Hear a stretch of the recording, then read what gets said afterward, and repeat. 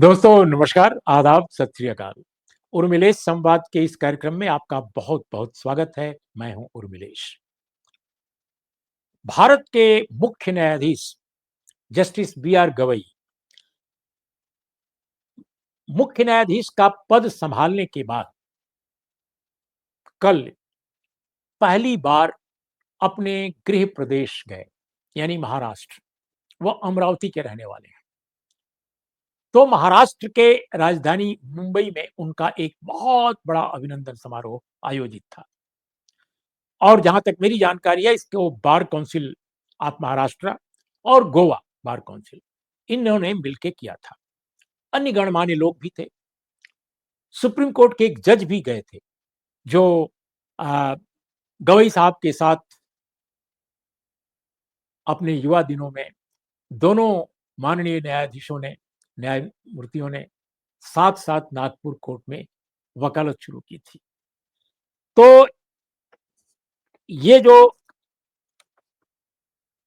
जज साहब जिनका मैंने नाम लिया, वो हैं जस्टिस अभय एस ओका। वो भी थे उस समारोह में। ये जो समारोह हुआ, उस समारोह में बहुत गणमान्य लोग आए थे, इसमें कोई दो राय नहीं। जुडिशरी के इंटेलेक्चुअल्स, अम्बेडकराइट्स, अलग अलग धारा के, पॉलिटिकल धारा के भी लोग रहे होंगे। बहुत सारे लोग थे। और इस बात पर सबको गर्व था कि महाराष्ट्र से इस वक्त देश का मुख्य न्यायाधीश चुना गया है। हालांकि इसके पहले यानी खन्ना साहब से पहले जो चीफ जस्टिस थे, वो भी महाराष्ट्र मूल के थे, चंद्रचूड़ साहब। लेकिन गवई साहब के साथ एक और बात जुड़ी थी कि ये भारत के दूसरे ऐसे चीफ जस्टिस हैं जो उत्पीड़ित और वंचित समाज से आए हैं, दलित समाज से आए हैं। तो इसलिए और गौरव की बात थी। लेकिन दोस्तों, जो लोग वहां थे जुडिशरी के और अन्य जो ईमानदार, निष्पक्ष भाव से सोचने समझने वाले इंटेलेक्चुअल्स, सबको बहुत अजीब लगा कि आखिर गवई साहब पहली बार आ रहे हैं महाराष्ट्र में, और मुंबई का पुलिस कमिश्नर, महाराष्ट्र के डीजीपी, महाराष्ट्र के चीफ सेक्रेटरी या इस तरह का कोई बड़ा ओहदेदार वहां पर नहीं है। उनकी आगवानी में कोई नहीं है। बार के लोग थे, न्यायाधीश थे, सब लोग थे। लेकिन कोई इस तरह का व्यक्ति, शासन की तरफ से कोई प्रमुख व्यक्ति जो रिप्रेजेंट करता हो एडमिनिस्ट्रेशन को, खास तौर पे चीफ सेक्रेटरी रैंक का, डीजीपी रैंक का, कमिश्नर, पुलिस कमिश्नर मुंबई, कोई नहीं था। जब ये एहसास गवई साहब को हुआ, उन्हें भी तकलीफ हुई होगी, उन्हें भी, उनका भी दर्द छलका। और गवई साहब ने अपने भाषण में बहुत पोलाइट ढंग से कहा कि हम तो प्रोटोकॉल वगैरह को बहुत महत्व नहीं देते अपने मामले में। एस्कॉर्ट्स की गाड़ियां न रहे कोई फर्क नहीं पड़ता, हम तो यूं ही चलते हैं। लेकिन ये जानकर मुझे आश्चर्य हो रहा है, ये उनके शब्द हैं, कि यहां पर chief secretary, DGP, commissioner of police कोई नहीं है। उन्होंने बताया कि अभी कुछ समय पहले की बात है, जस्टिस के तौर पे, not as a chief justice, वो मणिपुर गए, नागालैंड गए, झारखंड गए, और भी कई प्रदेशों में गए, पंजाब गए। हर जगह बड़े ओहदेदार भी उनकी अगवानी में आए, मिले उनसे, राज्य पर कुछ चर्चा की, कुछ मिले यूं ही। लेकिन एक प्रोटोकॉल के हिसाब से, या एक सम्मान देने के लिए कि चीफ जस्टिस ऑफ इंडिया उनके राज्य में आया है, तो चलें हम साथ अगवानी करेंगे। हर प्रदेश में आए बड़े बड़े ओहदेदार, लेकिन उनके अपने प्रदेश में जब वो पहली बार गए, तब भी ये लोग नहीं आए। तो ये जो एक दर्द उनके अंदर कहीं ना कहीं से था, वो छलक पड़ा। और उन्होंने नागरिक अभिनंदन के उस भाषण में ये बात कह दी, और मैं उनके भाषण को अपनी हिंदी भाषा में जो भाव उसका है वो मैं भाव आपके सामने पेश कर रहा हूँ।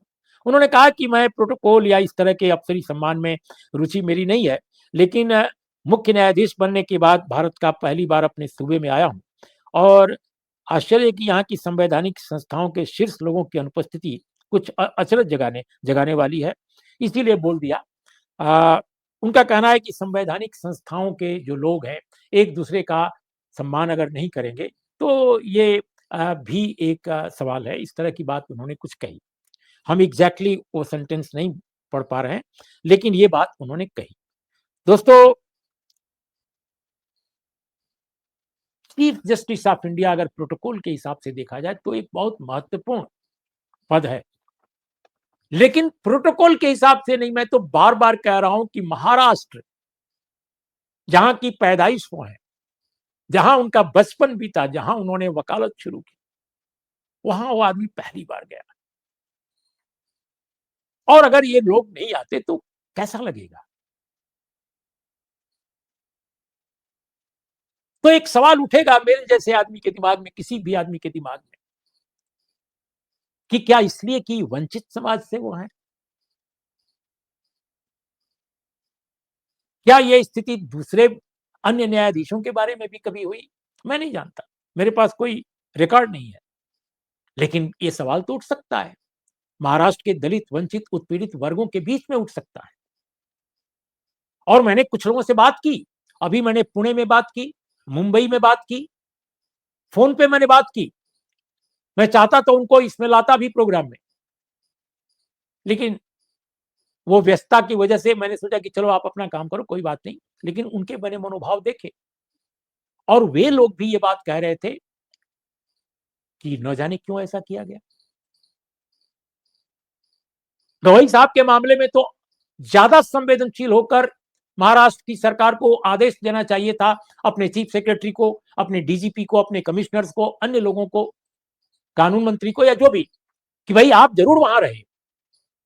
मेरे पास कोई जानकारी नहीं है कि क्या मुख्यमंत्री, उप मुख्यमंत्री दो-दो हैं, क्या इन लोगों ने अपने अफसरों को टाइट किया था, अलर्ट किया था कि भारत के मुख्य न्यायाधीश आ रहे हैं, आप लोगों को जरूर जाना चाहिए। चलो पॉलिटिकल क्लास के लोग नहीं आए, हो सकता है उसके अपने कारण हो, अपनी व्यस्तता हो, लेकिन इन लोगों को तो ज़रूर आना चाहिए।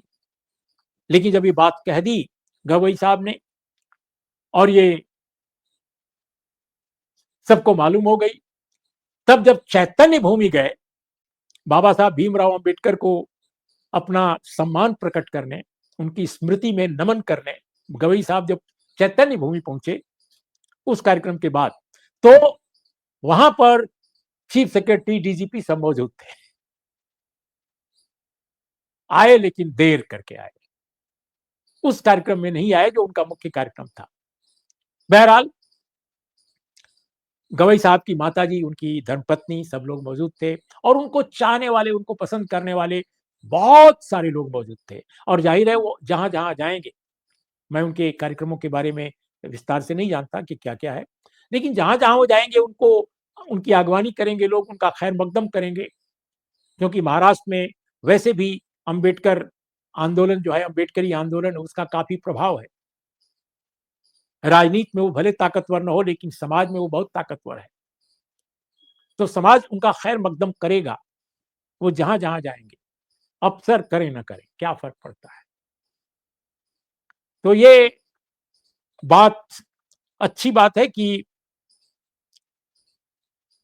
गवई साहब ने अपने संस्मरणों को सुनाते हुए अपने साथी जज जस्टिस अभय एस ओका का भी ज़िक्र किया और ये भी बताया कि कैसे ये लोग जो हैं, अवकाश प्राप्त करने के बाद कोई सरकारी पद या कोई शासकीय असाइनमेंट नहीं लेंगे। ये सब बातें भी कही। तो ये बात मैं आज चीफ जस्टिस के बारे में ज़रूर कहना चाहता था, जो मुंबई में सुना गया, देखा गया। मुझे लगता है कि पॉलिटिकल क्लास को, जो एडमिनिस्ट्रेशन को डायरेक्ट करता है या उसको अलर्ट कर सकता है, उसको डिप्यूट कर सकता है, उसको ज़रूर इस पर सोचना चाहिए। तो दोस्तों इतना ही, नमस्कार, आदाब, सत श्री अकाल। और दोस्तों फिर एक कमेंट ज़रूर आपसे करेंगे, अपील करेंगे कि आप हमारे चैनल को देखते हैं, अपने दोस्तों से कहें वो भी देखें। इसको सब्सक्राइब करें, निःशुल्क सब्सक्रिप्शन है और वहाँ जो बेल है, उसको ज़रूर दबाएँ सो दैट कि आपको जानकारी मिले कि मेरा कार्यक्रम कब आ रहा है और क्या आ रहा है। आपको फिर नमस्कार, आदाब, सत श्री अकाल।